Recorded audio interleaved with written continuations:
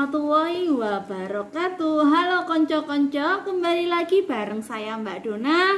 Saya selaku anak sekaligus manajer dari almarhum Abah Thoyib akan melanjutkan konten Sinau bareng Abah Thoyib di channel ini. Baik konco-konco, seperti judul channelnya atau nama channelnya, Sinau bareng Abah Thoyib. Jadi di sini kita akan belajar bersama, sinau bersama, nguri-nguri bersama. Apa nanti yang saya ucapkan, jika ada salah, konco-konco bisa membenarkan. Jika ada yang kurang, konco-konco bisa menambahkan. Jika benar, jadikanlah ini penambahan ilmu buat konco-konco. Dan satu pesan dari saya, jangan saling mengejek, mengolok, dan menghina. Karena pada dasarnya manusia itu tempat salah, lupa, serta dosa dan khilaf. Baik, di video kali ini sebelum lanjut ya, Mbak Dona pengen kenalan dulu. Kalau Mbak Dona sendiri, namanya Mbak Dona, saya dari Jawa Timur, tepatnya exactly Tulungagung. Nah, kalau konco-konco dari mana dan namanya siapa, tolong tulis di kolom komentar. Karena tak kenal maka tak sayang, kalau udah kenal maka saling sayang. Baik konco-konco, langsung saja let's go to the video. Baik, di video ini Mbak Dona bakal membahas tentang weton. Nah, weton yang saya bahas ini bukan weton setiap harinya ya, tapi weton berdasarkan hari ini. Kalau hari ini Jumat Pon ya Jumat Pon, kalau Sabtu Wage ya Sabtu Wage. Baik, langsung aja. Bertepatan hari ini Mbak Dona akan membahas tentang weton Sabtu Wage.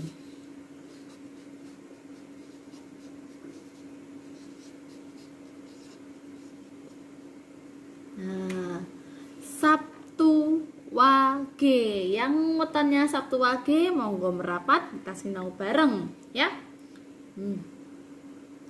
Baik, Sabtu Wage, Sabtu itu 9 dan Wage itu 4 ya, kalau nggak salah gitu ya. Sabtu 9, Wage 4, nilai neptunya 13. Sebelum saya lanjut akan saya jelaskan dulu ya. Yang dimaksud weton itu apa toh Mbak Dona? Nah, weton itu terang-terangan atau gamblangnya gabungan dari hari dan pasaran bertemu dengan neptu, itulah disebut dengan weton. Dan weton itu sendiri diyakini orang Jawa itu 89% atau 90%, bahkan 95% itu tuh akurat menggambarkan jati diri seseorang yang pasti dan sudah termaktub gitu, udah kayak terpatenkan gitu loh. Oh, kalau wetonnya gini tuh orangnya pasti gini. Wetonnya ini tuh gini. Nah, seperti itu yang dimaksud dengan weton. Nah, kalau di barat sendiri ada namanya zodiak, di Cina sendiri juga ada namanya shio. Nah, kalau di Indonesia sendiri itu udah jelas ada yang namanya weton, khususnya di Pulau Jawa. Mungkin di pulau lain atau di belahan provinsi lain itu ada ya kepercayaan lain, entah itu apa namanya. Monggo yang kalian dari luar provinsi Jawa Timur, silakan ditulis kepercayaan tempat Anda kalau menghitung soal masalah hari-hari ini namanya apa, tulis di kolom komentar nggih. Baik, neptunya 13. Yang neptu 13 ini biasanya membawa rezeki yang lumayan besar, karena dari neptunya aja udah 13. 13 itu di atas 10, berarti udah neptu yang aman gitu loh. Udah dianggap orang tuanya itu pembawa rezeki dan membawa rezeki. Karena menurut para pujangga atau para leluhur menganggap bahwa semakin tinggi weton anak, semakin tinggi pula rezeki yang akan didapat orang tuanya. Seperti itu ya konco-konco. Baik, nah Sabtu Wage ini sendiri itu berada di naungan Lakuning Lintang. Lakuning Lintang, yang artinya lintang itu bintang ya. Dia itu bercahaya di malam hari atau kecil bercahaya di malam hari. Walaupun terlihatnya kecil, tapi aslinya di sana katanya tuh besar banget ya. Tapi kalau orang Jawa menggambarkan lintang itu kecil, beda dengan Lakuning Srengenge gitu ya. Nah, Lakuning Lintang ini dia itu lebih seperti menjadi orang yang introvert, tertutup, dan apa ya, tidak mau membaur dengan orang banyak gitu loh. Maksudnya tertutup tuh bukan yang seperti itu ya, tapi tuh dia itu lebih menutup diri, tidak terlalu banyak bicara ya. Kelihatannya seperti itu kalau dilihat dari Lakuning Lintang Sabtu Wage, karena dia tuh mempunyai waktu yang tinggi juga gitu. Dan dia tuh sifatnya tuh sering menjadi sasaran ejekan temannya. Suka diejek. Ya, Sabtu Wage ini emang sih saya pernah dengar bahwa Sabtu Wage itu kayak mempunyai weton yang agak nelongso gitu loh, wetonnya tinggi, pangupo jiwanya juga baik, tapi keberuntungannya tuh kayak sedikit gitu loh. Karena Sabtu Wage itu sendiri dia itu orangnya tuh kayak seperti suka diejek, terus kayak suka jadi sasaran kambing hitam, suka jadi bahan fitnah seperti itu. Tapi ada sifat baik dari Sabtu Wage itu sendiri, yaitu dia itu menjadi orang yang lebih kuat. Karena apa? Karena dia sering diejek, direndahkan, dia itu menjadi orang yang kuat, tegar, sabar, dan tidak takut untuk gagal. Sifat baiknya di situ. Saya bercerita dikit ya tentang kehidupan saya sendiri, perihal saya sendiri. Dulu saya itu semasa kecil, tapi weton saya bukan Sabtu Wage ya. Semasa kecil saya tuh suka dihina juga, suka diolok-olok juga, suka direndahkan orang juga, tapi saya hanya diam. Orang tua saya juga menyuruh untuk sabar nduk, seng legowo nduk, seng bene nduk, jarni wae nduk, pokoknya serba bene, dan saya tuh juga ya orang tua ya, namanya saya juga anak kecil ya, manut. Tapi setelah saya semakin dewasa, di situ tuh mental saya tuh terbangun gitu lah. Aku maluku sudah ada. Jadi aku menjadi orang yang semangat, orang yang tegar, orang yang kuat dan tidak takut untuk gagal. Dan disitulah saya mulai menaiki roda kehidupan dan kehidupan saya mulai membaik dari jiwa saya yang terpukul, terbeteng seperti itu. Bayangkan, saya dulu jualan sayur loh, ikut bapak saya tuh, ikut Abah Thoyib tuh cuma jualan terong, jualan kacang, jualan kangkung seperti itu. Dan itu hasil tanaman sendiri, tidak kulak. Beda ya dengan kulak. Kalau kulak bisa ambil banyak dijual lagi lah. Saya menanam sendiri, ngunduh woheng harus dijual. Seperti saat ini, dulu saya menanam dan sekarang saya mengunduh woheng pagarti. Seperti itu ya. Jadi untuk Sabtu Wage jangan putus asa. Kamu orang yang baik, saya yakin kamu orang yang beruntung. Baik. Walaupun dia suka diejek, dihina, tapi itu dia punya jiwa yang kuat, tegar, sabar, jujur, dan tidak takut untuk gagal.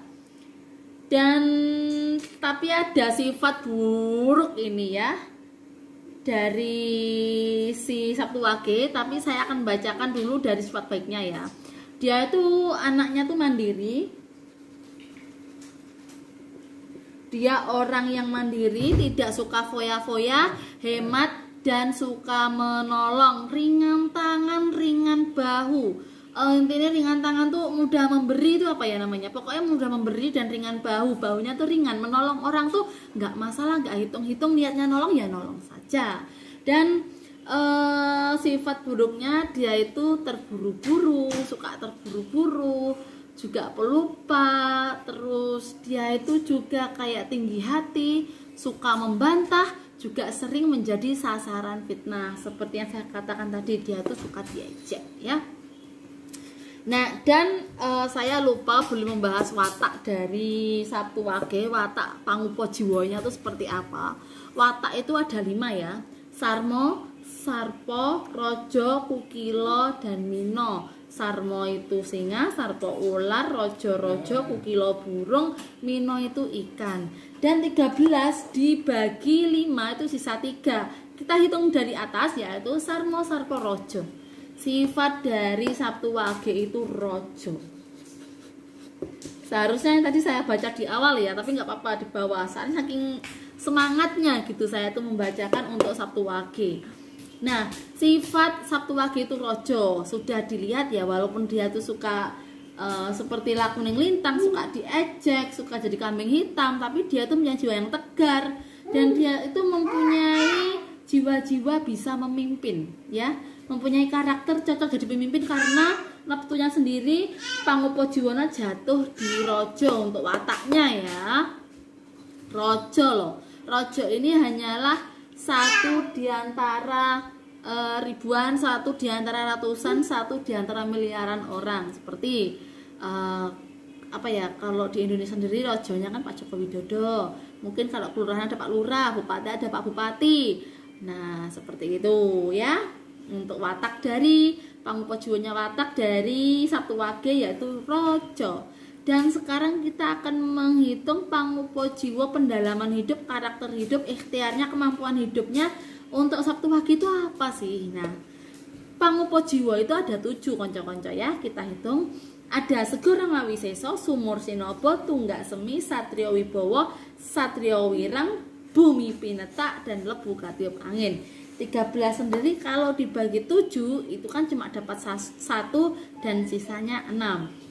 Dan kita hitung ya, 6 itu ada Segara Ngawisesa, Sumur Sinaba, Tunggak Semi, Satrio Wibowo, Satrio Wirang, Bumi Pinetak, dan ya udah berhenti di 6 ya. Soalnya itu kan 7 sisa 6, 13 kan sisa 6. Nah, jatuhnya di Bumi Pinetak. Wow, Bumi Pinetak ini adalah amazing. Bumi Pinetak. Bumi Pinetak itu adalah bumi digetak, bumi dipidak, bumi ning pidaan, atau di mana kaki dipijakkan di situ sumber rezeki akan keluar, datang, muncul, mengalir ya.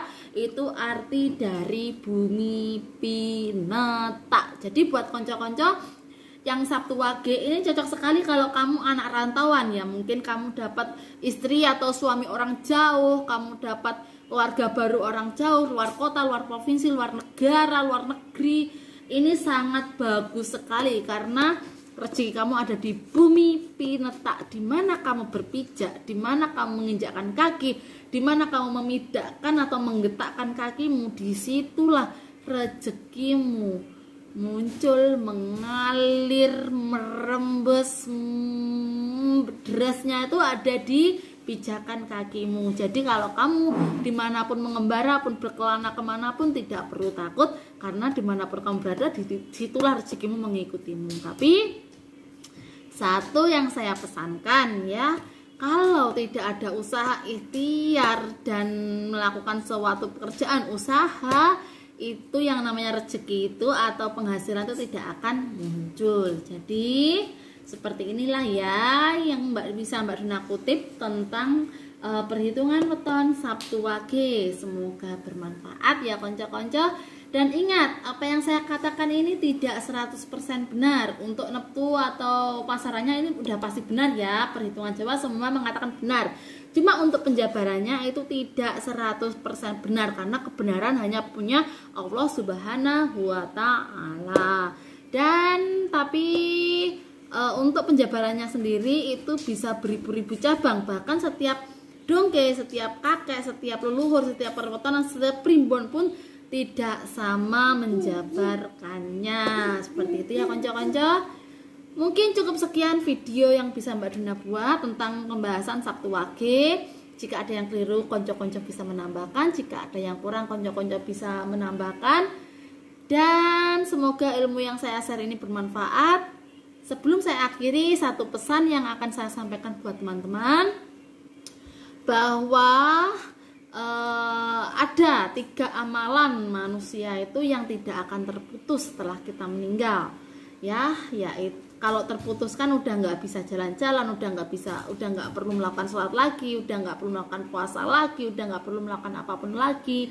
Dan ada 3 amalan tuh yang tidak akan terputus, yaitu sedekah, ilmu yang bermanfaat, dan anak-anak yang soleh. Nah, yang pertama ini adalah sedekah. Jadi pesan dari saya, perbanyaklah bersedekah ya konco-konco. Entah itu 1000, 2000 masukkan ke kotak amal, 1000, 2000 masukkan ke masjid, 1000, 2000 sumbangkan ke fakir miskin. Sedikit pun tak masalah, yang penting ikhlas dan niat dari hati. Karena yang namanya sedekah itu akan mensucikan diri, membersihkan harta, dan membuat jiwa kita tuh menjadi bersih dan membuka aura juga.